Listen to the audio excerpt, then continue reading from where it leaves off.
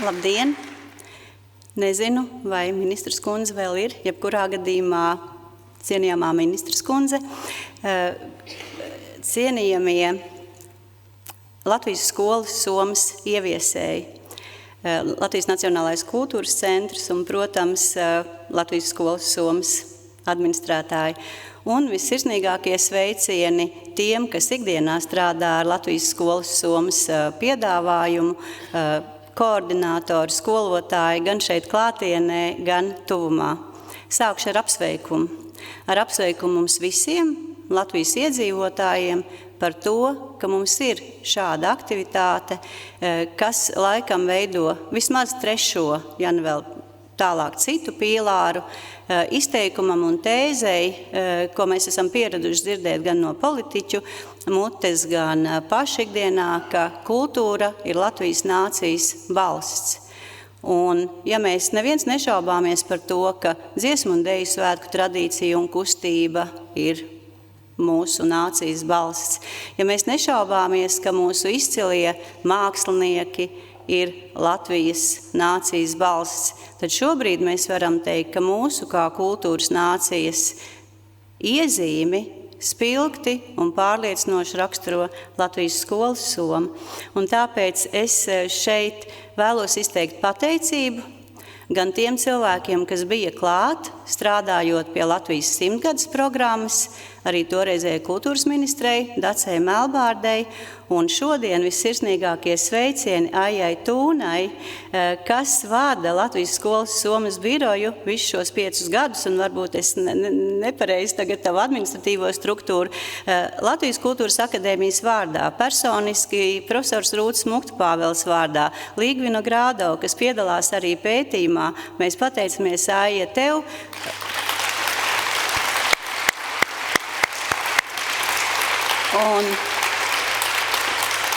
Un tev kā simbolam šai idejai un šai norisei. Bet, protams, ka mums katram ir savu iekšēju sajūtu par to, cik liela nozīme ir Latvijas skolas somas programmai, bet Latvijas Nacionālais kultūras centrs mums pavisam oficiāli Latvijas kultūras akadēmijas kultūras un māksla institūtam ir lūdzis pasūtījis izvērtēt Latvijas skolas somas rezultātus 5 gadu periodā, un šie rezultāti nebūs manas personiskās domas, tātad šeit datos un faktos mēs mēģināsim apliecināt to, kā Latvijas skolas somas ieviesēji, proti jūs virzāties uz tiem mērķiem, uz tiem uzdevumiem, kas ir definēti kā lielās lietas, kas Latvijas skolas solas programmai ir jāievieš. Un es, kaut arī laika apjoms nav liels, un augstskolu docētāji ir pieraduši uz pusotru stundu, tad es centīšos iekļauties atvēlētajās 20 minūtēs un pieskarties 5 šādiem tematiem. Protams, ja mēs runājam par pētījumu datiem, mēs nevaram izlaist to pirmo tematu. Īsi pateikšu, kā mēs iegūstam informāciju, kā ir tie procenti un rādītāji un mūsu secinājumi iegūti, un pēc tam 4 tēmas par skolas somas programmas virzīšanos uz plānotiem rezultātiem. Sākšu ar tādu vispārēju rezumējumu par to, kāds ir ieinteresēto pušu vispārējais vērtējums par Latvijas skolas somu, tātad kopumā pamatlietas, kā mums šķiet, cik labi mēs virzāmies uz to, kas bija plānots. Tad 3. temats par Latvijas skolas somas saturu. Es pat prezentācijas vienā posmā ieliku nosaukumu, nezinu, vai tas palika gala versijā, tātad kas ir iepakots skolas somā, ja? Tātad kāds ir saturs, kur un kādas kultūras norises ir pieredzēts. Tad par lēmumu pieņemšanu, kas pako skolas somu, kas pieņem lēmumus, ja piepilda skolas somu ar konkrēto saturu. Un tad neliels datu piedāvājums par to, kā Latvijas skolas soma dzīvo izglītības saturā un tā tālāk. Tātad, jā, šeit slaidiņā jūs redzat, kas ir mums oficiālais izvērtējuma mērķis. Tātad tur akcentēšu to, ka ārējais izvērtējums mēs esam centušies distancēties no savām personiskajām patikšanām, nepatikšanām, atbalstu, neatbalstu kādai lietai.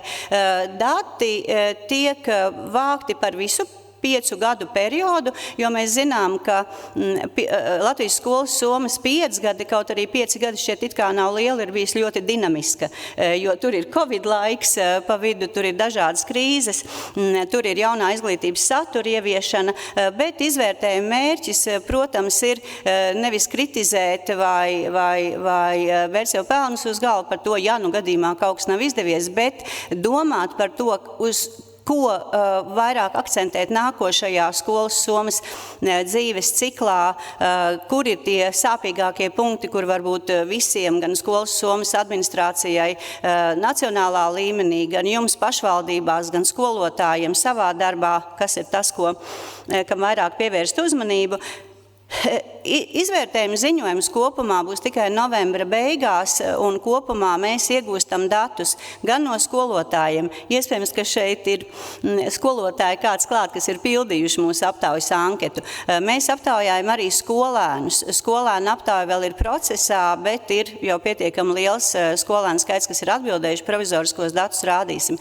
Mēs runāsim arī ar trešo iesaistīto pusi, kultūras un radošā sektora pārstāvjus, kā viņi jūt savu saikni un kā skolas soma spoguļojas kultūras un radošās jomas cilvēku darbā.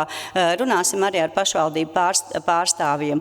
Un kopumā izvērtējuma ietvaros parasti ko dara, pārbauda, vai tas, kas sākotnēji bija izvirzīts kā mērķi, kā pamatprincipi, vai tas sasniedz. Tātad izvērtējumā nav mūsu domas, kam vajadzētu būt skolas somā, bet tas ir tas, ko jūs kā skolas somas veidotāji esat definējuši. Un tad šodienas dati tad ir, skolotāju kvantitatīvās aptaujas datus. Šeit bija ļoti augsta jūsu atsaucība, respondence, 903 skolotāji mums atbildēja, faktiski dažādu jomu skolotāji, bet dominē valodu jomas, kultūras izpratnes un pašizpausmes mākslās jomas un sociālās un pilsoniskās jomas. Un skolēnu aptaujas anketa šobrīd datos būs uz 343 skolēniem, bet tas vēl pildās. Tātad par to akcentēšu mazliet stāstā būs vairāk skolotāju skatījums un skolēnu skatījums, nedaudz arī salīdzinājumā. Un, manuprāt, tieši šī izglītības jomas daļa ir svarīgākā šīs kultūra izglītības programmas ieviešanā, tāpēc varbūt nemaz nav slikti, ka tieši paši galvenie spēlētāji ir pārstāvēti un datos. Tātad, kopumā gandrīz jāsaka nepieklājīgi cipari, jo izskatās pēc padomu laika vēlēšanu rezultātiem. Tātad tik labi, nezinu, ko jūs esat tur darījuši skolas somas programmas ieviešanā, bet kopumā ir tā, ka skolotāji ļoti augstu vērtē skolas somas programmas virzību uz galvenajiem rezultātiem. Kreisajā pusē jūs redzat, tā iznāk, kreisajā pusē jūs redzat 5 ballu sistēmā, kā jūs un jūsu kolēģi esat vērtējuši ļoti konkrētas lietas, kas notiek skolas somas programmā. Un labajā pusītē ir vērtējums par to, vai skolas somas programma būtu jāturpina nākamajos mācību gados, ja jaunā ministre un prezidents un ministru prezidente nav šobrīd klāt, tad mēs aizsūtīsim šo informāciju, kā objektīvi datos balstīts lēmums, 95%, ka skolas somas programma jāturpina. Bet viss augstāk no skolotāja puses ir 5 ballu sistēmā 4,4 ir vērtēta ideja, ka skolotājiem šķiet, ka ļoti darbojas tas princips, ka visi skolēni jāiesaista kultūras pieredzes gūšanā, tātad it kā tā sociālās vienlīdzības komponente ļoti spēcīgi jums šķiet, ka darbojas. Tad labi vērtēt arī ir tas, ka jūsuprāt programmā tiek ievērots pietiekami līdzsvars starp tradicionālās kultūras elementiem un laikmetīgo mākslu, kas faktiski nozīmē, vai mums izdodas skolas Somas programmas saturā līdzsvaru ielikt vēsturisko un mūsdienu, tātad arī tādu daudzveidību nodrošināt. Labi tiek vērtēta arī kultūras un izglītības profesionāla sadarbība, jo droši vien gan izvēloties saturu, gan konkrēti piedaloties kultūras norisēs, veidojas skolotāju, arī koordinātoru sadarbību ar kultūras un radošā sektora operatoriem. Un mazliet sliktāk, bet arī pietiekami augstu vērtēt saikne, iespēja nodrošināt saikni starp kultūras pieredzi un tiešo izglītības saturu. Salīdzinoši zemāk jūs, skolotāji, vērtējat to, vai skolas Somas programmai ir izdevies veicināt sadarbības starp skolu, vecākiem un ģimeni, un tas arī loģiski, jo tas nozīmē vēl vienu partneri, vēl vienu sadarbības pusi, tātad cik cieši tas notiek, varbūt vecāku un ģimeni nav tik tieši tajā procesā iesaistīt, bet faktiski skolas Somas ideja lielā mērā ir saistīta ar to, ka ne visās ģimenēs vienlīdzīgi tiek skolēniem un jauniešiem piedāvāt iespēju kultūras pieredzi baudīt, un tad, tā ir tāda ideiska saikne, bet varbūt ne tik praktiska saikne. Un skolotāji arī kritiskāk vērtē to, vai skolas Somas pieredze ir spējusi veicināt skolēnu interesi un motivāciju mācīties, bet tur skolēnu motivācija veidojas no daudz plašiem faktoriem, un skolas Soma nevar glābt droši vien visu motivāciju. Savukārt skolēni nedaudz kritiskāk vērtē programmu kopumā, nevis slikti, bet ja skolotāja vērtējums ļoti pārliecinoši tur virzās, ja 5 balvu sistēmā tur ir 4 un uz augšu un atsevišķi elementi, varbūt mazāk, tad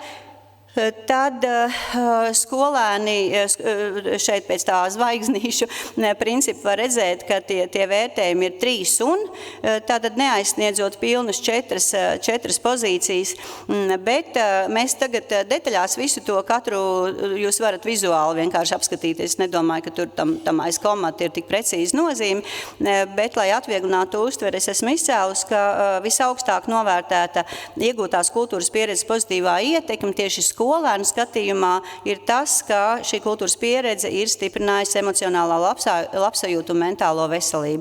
Un tie, kas strādā izglītības iestādēs, mēs zinām, ka ne tikai pieaugušajiem, bet arī skolēniem arvien vairāk palielinās dažāda veida spriedzes, kuras izraisa šīs turbulences, kurās mēs dzīvojam, Covid distancēšanās laiks, karš, ekonomiskās krīzes, un līdz ar to varbūt šis nebija tas primārais mērķis, kāpēc skolas Soma tika radīta kā kultūra izglītības programma, bet šis efekts ir ļoti, ļoti būtisks tieši šajā kontekstā, kurā mēs visi šobrīd esam.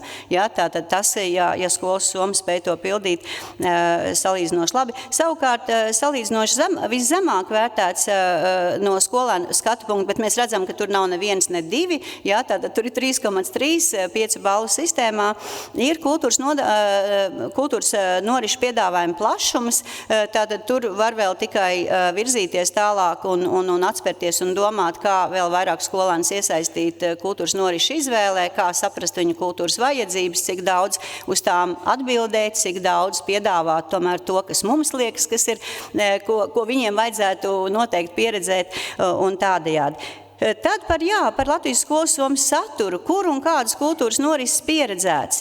Mēs zinām, ka kultūras un mākslas pieredzes gūšanā ārkārtīgi būtisks ir konteksta faktors, jo pieredze veidojas ne tikai no tā, ko mēs redzam, bet arī no vides, kurā mēs esam. Es domāju, jūs arī visi brīnišķīgi jūtaties svinēt Latvijas skolas Somas 5 gadu jubileju kultūras institūcijā, un tātad tā vide, kur notiek kultūras pieredzes gūšana ļoti svarīgi, un šeit tie procenti tieši skolotāju atbildēs sniegtie, ka 40% ir bijuši klātienes norises ārpus skolas pie kultūras pakalpojumu sniedzēja, bet tur varbūt ir Latvijas skolas Somas administrācijai ir vēl precīzāk dati, tas ir tas, kā skolotāji jūt, kā viņiem liekas, kur viņi ko ir pieredzējuši, tad klātienes kultūras norises skolā 34% un 26% digitālās norises. Un, manuprāt, ja tā var teikt par datiem, ka tie ir labi vai slikti, bet, manuprāt, šāds sadalījums starp dažādām vidēm, kurās kultūras un mākslas norise ir pieredzēta, ir labs, jo tas ir proporcionāls. Tā tad ir bijusi iespēja gan skolā pieredzēt, kur skolā ir cits konteksts, cita vide, kā to norisi baudīt. Ārpus skolas pie kultūras pakalpojumu sniedzēja, tātad tas ir domāts teātrī, muzejā, kinoteātrī, izstāžu zālē un tā tālāk. Tātad šis ir dominē un varbūt arī, jo, kā jau es teicu, tad tas vides konteksts ir ļoti svarīgs. Kas ir būtisks? Es šeit arī biju ielikusi, bet jau gatavojoties prezentācijai konstatēju, ka skaitļi ir nepareizi ielikti šai slaidiņā, bet mēs taujājām arī, cik daudz kultūras norišu ir baudīts uz vietas savā novadā, cik daudz savā kultūrvēsturiskajā reģionā, cik daudz ir bijuši Rīgā, cik daudz ir bijuši valsts pilsētās. Un tur ir tā, ka, protams, ka dominē kultūras norises, kas ir notikuši savā pašvaldībā, tātad 59% notiek, kas saka, ka ir bijuši pašvaldībā. Tātad faktiski dominē lokālais pieredzējums. Rīgā ir bijusi 1/3 daļa no skolotājiem. Tātad šeit tā ir jūsu tāda strateģiska izšķiršanās, kā veidot to līdzsvaru vietējā kultūrā balstīta pieredze vai pieredze, kas ir gūta, kur profesionāli mākslinieki ir braukuši pie jums, uz jūsu pagastu, uz jūsu novadu, uz jūsu pilsētu, un cik daudz ir tā kultūra ārpus, kur notiek kultūras pieredzes mobilitāte, ja mēs sakam kustība, ja, ārpus manas vietas. Un tas, protams, ir ar finansējumu saistīts un tādējādi. Bet šeit jau slaidiņā ir cits tas satura aspekts, tātad mēs par kultūras somas saturu varam runāt gan par kultūras notikuma tipu un vietu, kur tas ir pieredzēts, klātiene mājās, klātiene kaut kur kultūras iestādē un tiešsaiste, un katrai no tām pieredzēm ir sava loma. Tad šeit mazliet citā tādā griezumā, jeb rakursā, kā noteiktas kultūras un mākslu nozares ir pārstāvēts skolas somas saturā, un šeit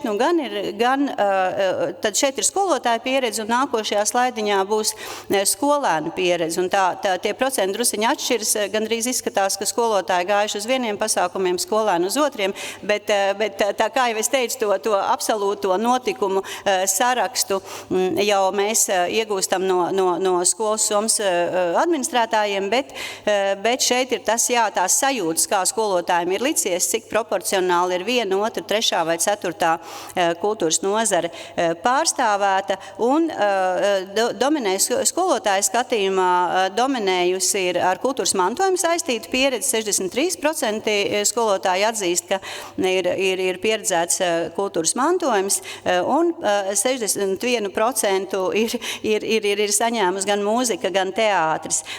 Tātad, faktiski, ja mēs raugāmies no skolotāja skata punkta, tad tās intensīvākās pieredzes ir gūtas 3 kultūras un radošā sektora nozarēs, un tas ir mūzikā, teātrī un kultūras mantojumā. Vienlaikus arī šeit, tā kā var redzēt, ka arī teātris ir tāda ļoti pieprasīts produkts un mākslas pieredzes veids, tad 19% uzskata, ka teātra nozarē trūks piedāvājumi, bet 19% ir 1/5 daļa, tad ar to cik daudz rēķināties, cik nē.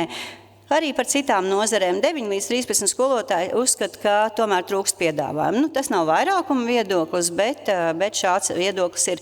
Savukārt par skolēnu priekšstatiem par to, kas ir tas, ko viņi visvairāk ir pieredzējuši.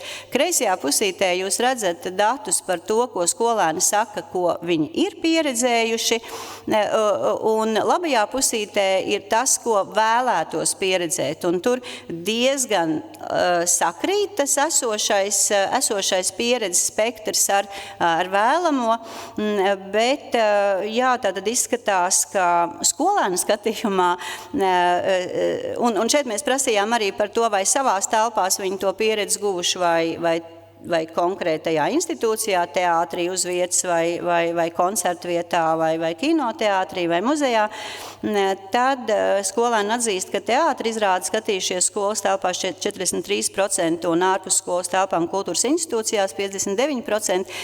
Tātad, puse un vairāk ir baudījuši teātra pieredzi no aptaujātajiem 12 klasniekiem, un tad, jā, tas pats mēs redzam, tie lieli procenti, ja, tur var redzēt, ka ļoti tiešām dominē tieši tās 4 jomas, un tāpēc arī, tur secinājumos es arī esmu to fiksējis, un varbūt tas, kas kopā visiem jādomā, vai mēs gribam, vai tas ir.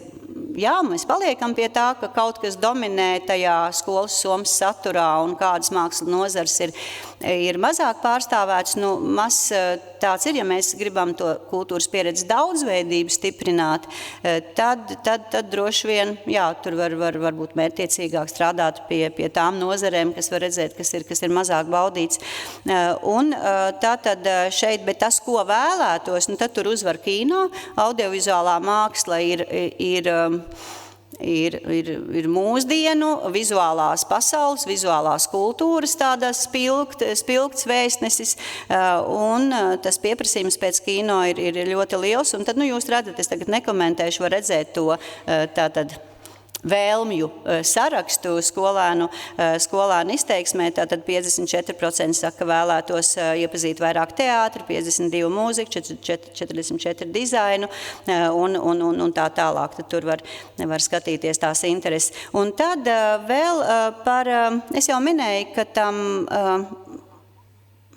Latvija nav liela, bet attālumam ir nozīme, vienalga, lai kaut kur nokļūtu, tās ir izmaksas. Un, protams, ka mēs redzam tādas kopsakarības, pāanalizējot datus, ka tie skolēni, tie skolotāji, kas atrodas tālāk no Rīgas, arī apliecina vairāk to, ka biežāk tiek izvēlēts klātienes norises. Ja? Tātad šeit mēs mazliet jau redzam, ka ja mēs gribam, atkal es atkārtošu, daudzveidīgu piedāvājumu, daudzveidīgu pieredzi, tad pieredzes tomēr atšķiras. Atšķiras tiem, kas ir tālāk no Rīgas un tiem, kas ir tuvāk Rīgai vai tuvāk valsts pilsētām. Un tad, jā, šeit arī labajā pusītē var redzēt, ka jo tālāk no Rīgas, jo salīdzinoši vairāk, kuras ir tās pieredzes, tad, kas ir vairāk bijuši.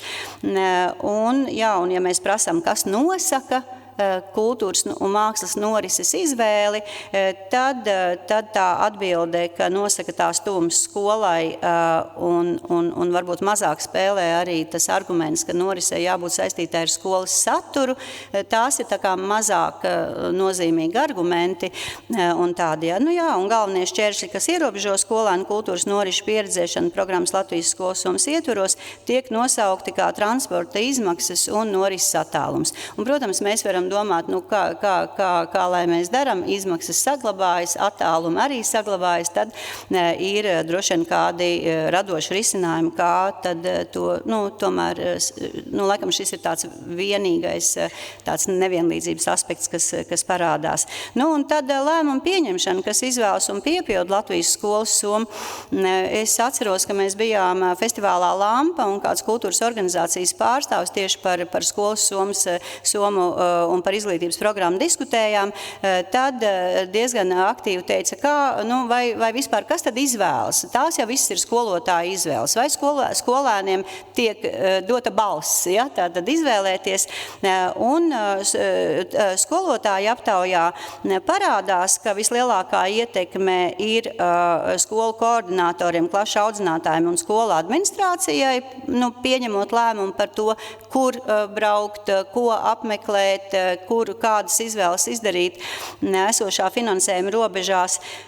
Un kā divi galvenie iemesli norises izvēlē parādās, lai tā būtu sasaistīta ar apgūstamo mācību priekšmetu saturu un arī norises cena.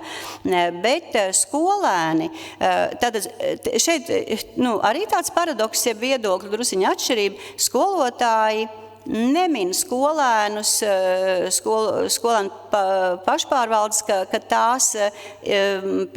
tām ir pietiekama ietekme bijusi attiecībā uz izvēlēm. Skolēni paši gan ir optimistiskāki un saka, nē, man ir bijusi 55%, tas ir daudz, tas ir vairāk kā puse, jo mēs arī zinām, ka ne visi skolēni ir vienlīdz aktīvi, ne visiem skolēniem gribas piedalīties dažādās lēmumu pieņemšanās, bet no līdzdalības tāda stipruma, 55% saka, ka ir bijusi iespēja izvēlēties un ieteikumi tika ņemti vērā, 7% saka, bija iespēja izvēlēties, bet man neviens nesadzirdēja, un nedaudz vairāk kā 1/4 daļa saka, nē, diemžēl nav bijusi iespēja izvēlēties.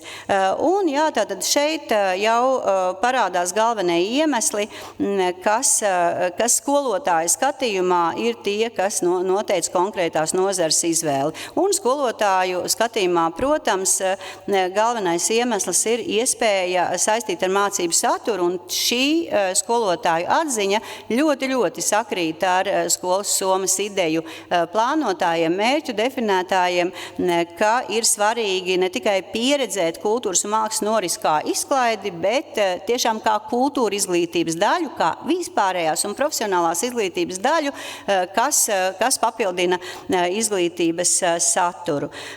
Un jā, tad šeit jau noslēgumā ir tā, ka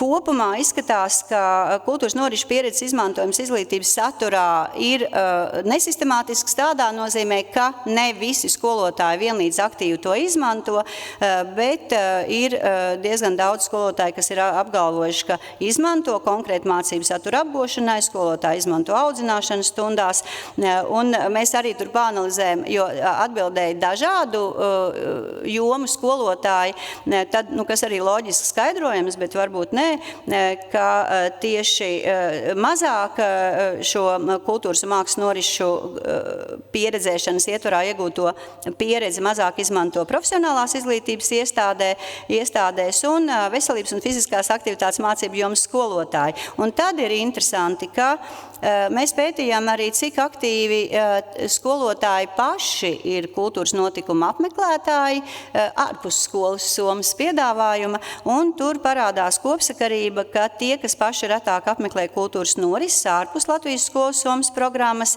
arī mazāk izmanto savās stundās, savā izglītības procesā. Un jā, tātad savukārt skolēni tikai 49% uzskata, ka ir svarīgi, lai kultūras norises ir saistīta ar to, kas apgūts skolā. Tātad te varbūt ir, ka pusi skolēni ne īsti labi varbūt izprot to pilno pieredzes lomu. Un tā kā man jau ir 4 lielas sarkanas nulles manā monitorā, kas nozīmē, ka mans laiks ir iztecējis, bet secinājumi par programmas nozīmi un tieši izglītībā, jo es šajā prezentācijā neiekļauju to daļu, kāda ir skolas somas programmas nozīme kultūras un radošajā sektorā, piedāvājuma paplašināšanā un tā. Tad, izejot cauri gan visiem mērķiem, kas definēti, gan pamatprincipiem, tad ir salīdzinoši augsts atbilstības novērtējums visiem principiem. Nekad nav tā, ka par visās lietās visur piecinieki tiek atzīmēti. Tas jau, kā jau es teicu, tas jau aizdomīgi būtu par mūsu, par to, kā mēs veicam aptaujumu par mūsu viedokļiem, bet jāatzīst, ka programma tiešām sniedz daudzvirzienu ieguldījumu kultūras norišu integrācijā izglītības saturā, un tā mazliet atšķiras tas, kā skolotāji jūt skolas somas programmu un kā skolēni jūt. Vismaz 3/4, tas ir apmēram procentuālā izteiksmē ap 70% skolotāju un nedaudz virs 50% skolēni pozitīvi vērtē visas 5 galvenās programmas ieguldījumu izpausmes izglītībā.